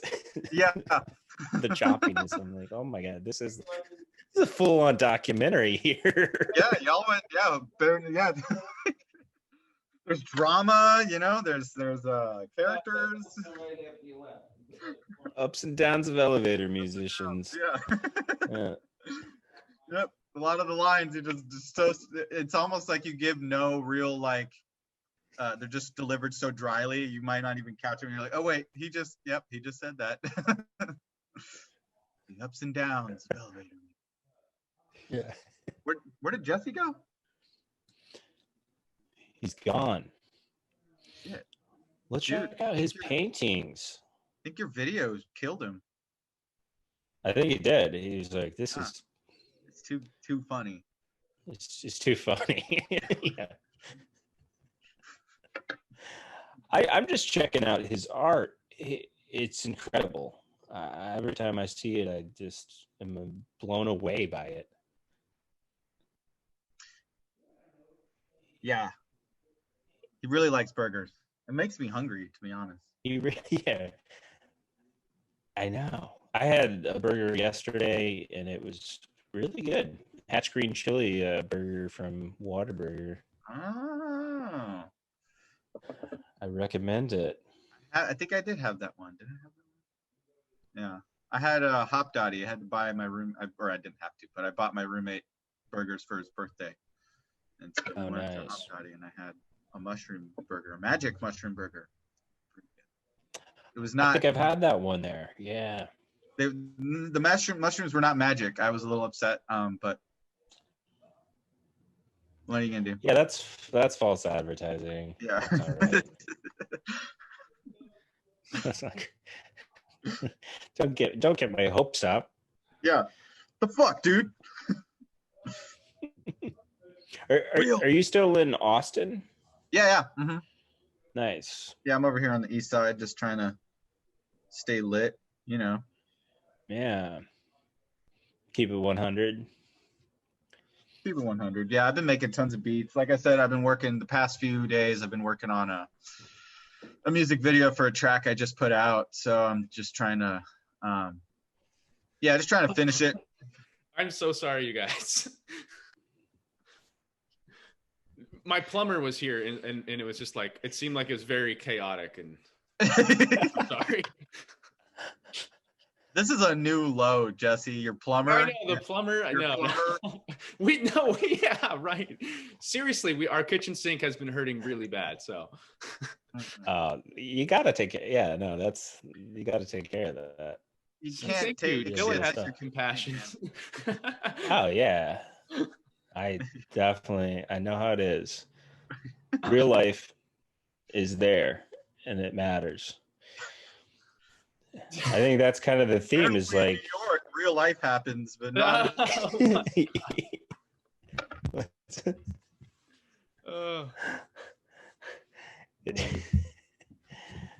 When real life happens, I push this. My philosophy is like it all matters, and nothing is more important than the like things that are real. Which that drives me nuts with the AV world. It's all because that to me is bullshit. Like the stuff they say, it's just always the same. I mean, I think that was a running joke we had in that world was that it's like, oh, what are they talking about? Oh yeah, charts and graphs, how we're gonna excel in the future, and it's the same thing amongst all these companies, and they're just saying the same stuff, and you're like, this doesn't matter. And they're paying hundreds of thousands of dollars to get these people packed in a room, and they're all miserable and they just want it to be over. And so do we. That's but it's our job. We get paid for it, so that's the incentive there. But I've always it's always like, this is not important. But what is important? Your life that's important. Elevator fucking music. What's up? Man. Elevator, yeah, exactly. Yeah, elevator music. Dude, this was an epic. Aaron, I want to. Say what? What's up? This has been an epic episode. Oh, I just. Yeah. I was gonna say, I want to check out your music, man. I need to. I haven't really heard much of your stuff. Send me some links. I'll send you some stuff here. I got a bunch of. I made a couple videos earlier in the year, which kind of like wet my whistle for like music video editing. So now I'm just kind of like going deep on it. Oh shit! That's awesome. YouTube videos. Oh my god. Do I want to get some. You guys. Do what? Is there going to be a collab where Dylan directs a video for you? I would love to do that. That sounds awesome. That'd be super cool. I don't know. Do you do music videos? I would also love to do that. Yeah, so I did a music video for a band called The Butts, punk band my friend is in. Several of my friends are in, and they're great. They're like a local Austin punk band, and I've always wanted to make music videos. And like a couple of years ago, I think maybe in 2013, 2014, somewhere around there, I spent like a whole year trying to make a music video for different people, and things just kept falling through. Like one time it was my fault. I dropped the ball and stuff, but yeah, I always wanted to make a music video and never got the chance to. And then I think this was last years now. I mean, it's days turn into years lately, so it's hard to say, but I believe it was like last year I got to do a music video for the first time for The Butts, which is on Curious Cactus channel. So yes, I do music videos, and the production company I co-founded with some buddies of mine called Lightfoot Creative Media. We're doing more music videos and stuff, and we did my buddy John, who was in that short film, he directed 2 music videos for this rap group 5D, and it's with puppets, and it was. I've awesome. seen them. Yeah, I have you saw seen them them? live. Yeah, I've seen them live. They're fucking They're great. great. Yeah, they are awesome. John right now. He's really busy getting those two music videos finished, but I'm pretty excited about those. I think those are going to be dope. Yeah, that's awesome. I'm gonna check that out. Yeah. Because they but they're I'd really. love to. Oh, what were we saying? No, I was just gonna say I'd love to do more music videos. So if you got anything, let me know. Yeah, I'm gonna yeah, so once I finish this thing I'm on now, I think I already have a project in mind for like for what I'm gonna do maybe in the first quarter of next year. So yeah, I'll send you some ideas like and see if any of the ideas resonate. Like just some of the themes that I'm thinking about writing, making the songs about, and then like visually. But yeah, I'll send you some links. Hey, so Dylan, just before we come to a close here, I just want to make sure we're plugging everybody that you want to put up the Curious Cactus channel. We can put your Instagram up there. The butts you want to showcase your friends because you did some music videos from them. Is there anybody else?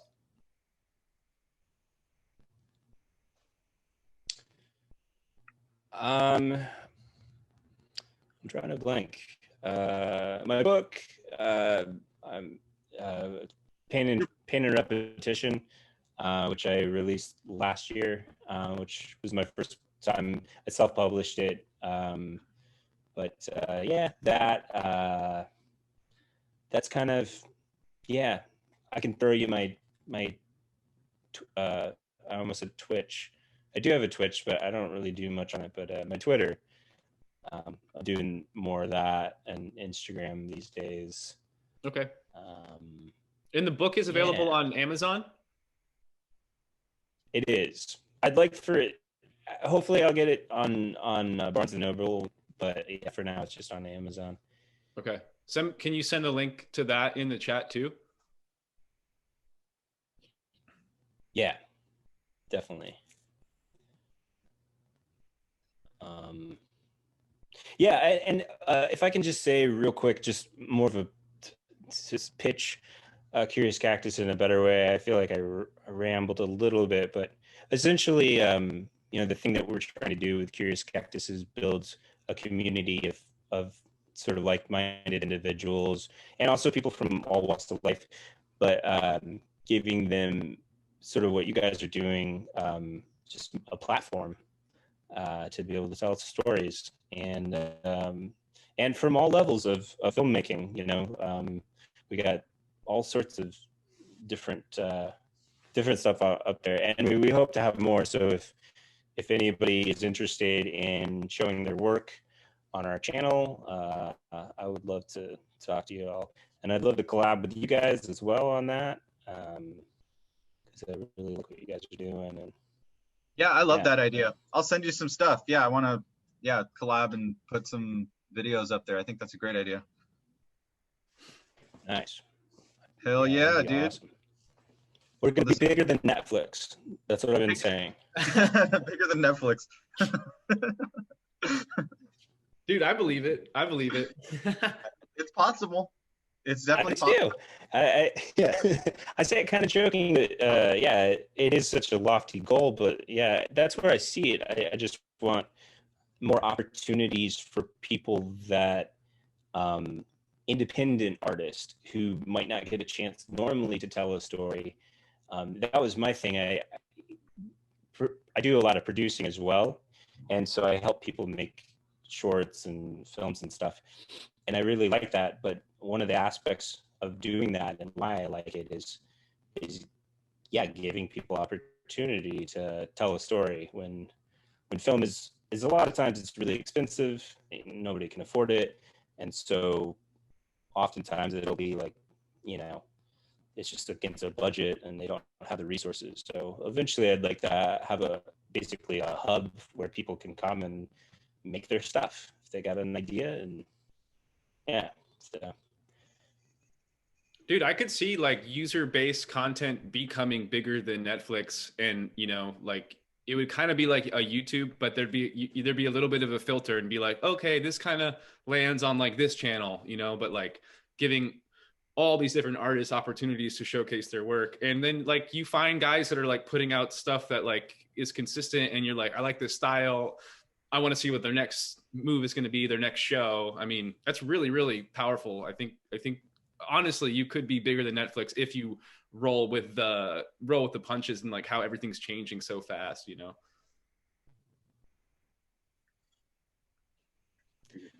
Yeah, yeah, Netflix is a bitch.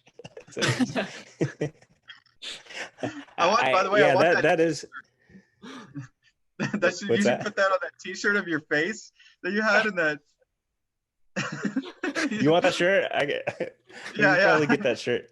First off, you should sell that shirt. Like you should make like 50 of them or something and sell them. And you should also put bigger than Netflix on it.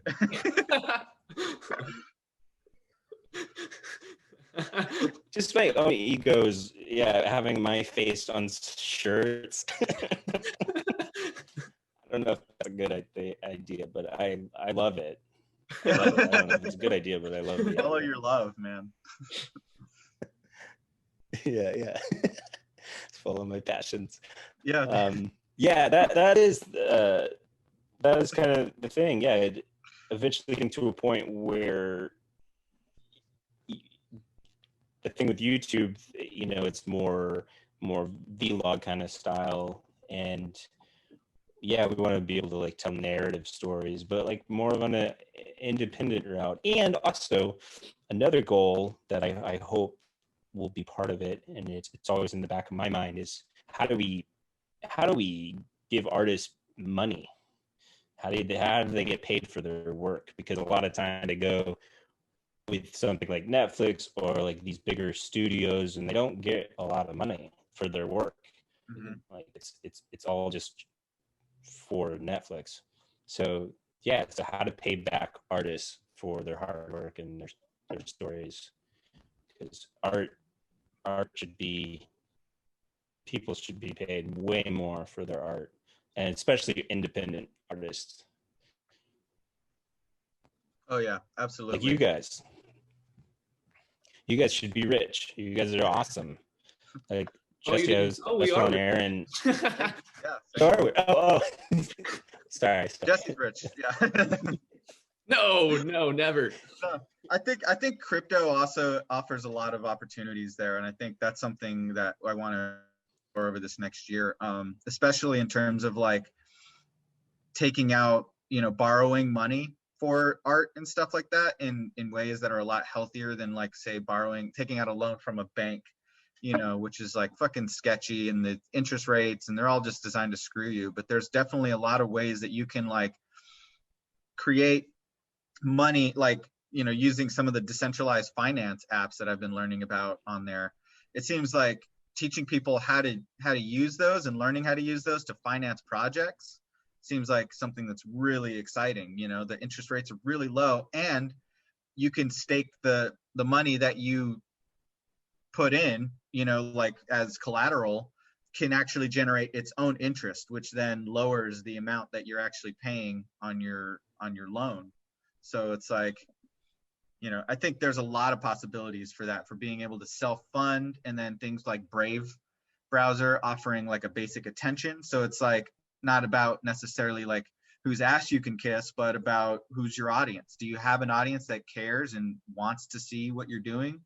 And letting that be your guide, and letting them help fund it with their attention, So I think there's a lot of possibilities over this next year that I want to explore, because I agree with you 100%. We need to figure out a better way to create content, to fund content, because the advertising model is clearly not working.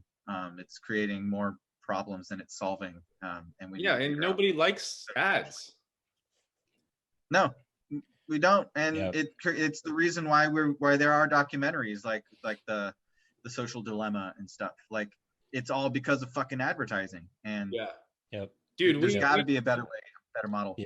I'm so glad you brought that up, Aaron, because we really need to do a crypto deep dive, just for like everybody that listens to the show, and just so they can like wrap their head around like DeFi is so cool. Like you can now, you don't need to go to a bank to necessarily get a loan. Like you can go to somebody that they hold crypto, and they can put collateral in for you and get you whatever that you need back, or you can put your own crypto in. Like I pretty much hold all of my currency now is always on a blockchain. Like it's never in US dollars, just because I just don't believe in it anymore. Like I just see it going down faster than, it's not even going stable, it's just going down. So like even there's still times where I need cash, you know, and sometimes crypto is going down. And if it's like really, really going to go down, the move there would be like stake your crypto in a DeFi platform and withdraw the loan that you need to like pay your rent and your bills. A couple months from now, that crypto is going to pick back up. It might even be so high that now your collateral paid off your loan for you by the time you withdraw it. Exactly. When you sign up, it's like you agree that, you know, whatever you're going to stake, let's say you're going to stake 100 link or whatever, 100 chain link, and you're going to receive $10,000. And then by the time that you pay it back, that 100 chain link is worth $10,000. Like nobody's screwed there. There's plenty of money to go back. You get your collateral back. They get their money back. I mean, it's just, it gives us so much opportunity with how much it swings. And it literally doesn't matter if it's going up or down. Like a lot of new traders are going to freak out when it's going down, but there's opportunity when it's swinging. It's really the swinging of the pendulum that gives you opportunity to cash out when it's high, reinvest when it's low. And the thing is that it's not like a bank that's making the profit off of loaning you money.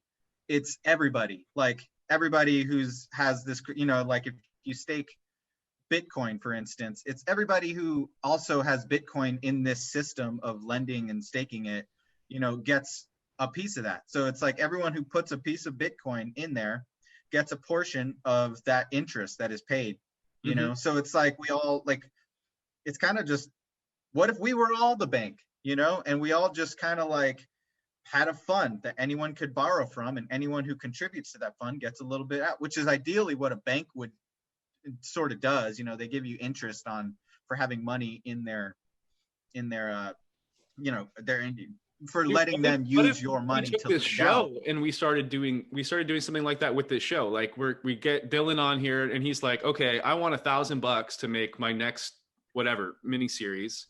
We put up the DeFi loan, pay him the 1,000. And it's like, it's Dylan. Like he's either going to burn us for $1,000 or like we trust him. He's probably going to pay it back when he can. But like that way we're uplifting our friends, we're educating them about crypto, and we're like also seeing the projects that we want to see come to fruition. And if it's like something as small as like $500 is holding somebody back, like we can potentially do that. Oh yeah. And microloans are huge. Like I would not be surprised if there are some microloan decentralized apps going on right now. Because there are definitely microloan apps. Called me for like a $300 loan, and you know, it was, you know, it's always like, are you like, am I gonna get this money back? You know, so I gave him the money, but like in my head, I was just thinking like, shit, he just doesn't know about DeFi. Like, you know, you can get a $300 loan off the internet. You don't have to like ask your friend, or you know, it's obviously probably a little bit cheaper to do a friend and family way, but like there's options for people, and I just don't think I don't think we get it as a collective yet. No, yeah, it's definitely a little scary. You know, I mean, there's a barrier to entry on just like, you know, what's a wallet and how to maintain the security of it. So a lot of that can be simplified for people. Because I, you know, just in my own view, you know, going from total, you know, plebe, have all your money in Chase Bank and only use Chase Bank or something, to trying to take out a loan with crypto that takes a while. You have to educate yourself. And so it's not just simple like, oh yeah, check this out. Like you can just sign up here and get a thing, you know, like getting a bank account and getting a loan is fairly straightforward. Someone can walk you through it. But I think we're still waiting for that. But once that gets there and it's easy to explain, and you can go onto Comp or whatever, which is one of the big ones that does lending money out. It's like, oh, chick, like, here, watch this video, and here's how you apply for a loan, and here's how the loans work, and here's how you pay back, and all this stuff. And like, because there's no approval. Like that's the other thing, is there's no one who decides you're worthy or not worthy of taking out a loan. It's like all this kind of system. Okay, what can you stake? What can you do? And this determines the rate of interest. And if you don't pay it back, no one really loses. You know, we all kind of wins, which is kind of an interesting model. You know. Do you have a Bitcoin wallet or any crypto at all, Dylan? I did. I had a couple years ago. I had Coinbase or something, and I invested in Ethereum. And I didn't have the money to just put, and I put like $1,000 on it, and I was like really wanting to get a camera at the time. And so I was like, well, if I lose this money, there goes the camera. And it went, and it fluctuated. And at one point I could have like profited 1,000, but then it went down and started like tanking, and I had a stomach. And so I pulled out, but, yeah. And I need to find, like, all this stuff is kind of new to me as far as the loan aspect. I didn't realize you could get loans. So that's interesting. And that's actually some of my buddy Grant, who does Curious Cactus as well. He's getting into that crypto world, and so he's been telling me a little bit of stuff like that. And we were like, how could we make cryptocurrency work for what we're trying to do? Like like you were saying, getting those projects funded and stuff, because that's essentially what. Yeah, it's like, how do we do that? And if we could use crypto to power that somehow. Oh, certainly. We certainly could. I think that's a conversation that we should like keep having, Aaron. Like, if there's ways we can kick our friends like small loans for them to make the art that we want to see. Like, I'd be so stoked about that.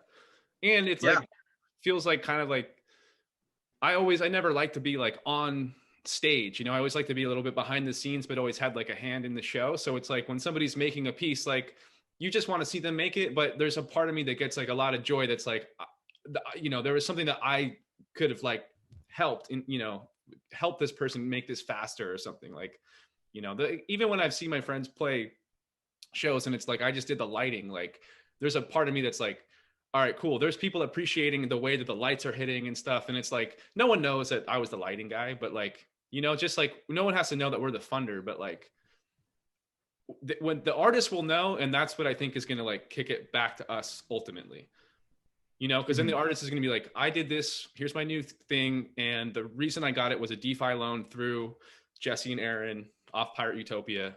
And so it's like kind of that word of mouth promotion back to us. But at the same time, we're getting to watch the art that we want to see happen. Yeah, that's life in the long tail, man. You know, life in the long tail. Yeah.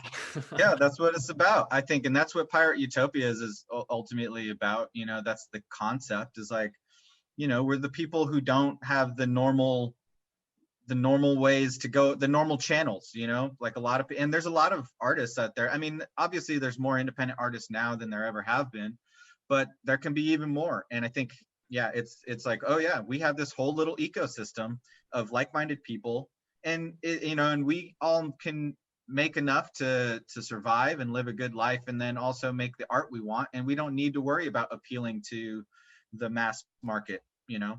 I mean, for all the shit talking on Netflix though, it's like they kind of, in a way, they're doing their own sort of version of that, where they're producing so many shows that aren't designed to appeal to everyone. Like, obviously, you know, Stranger Things or whatever, but like they are making a lot of shows that, you know, there are Netflix shows you've never heard of that millions of people are watching, that you didn't like.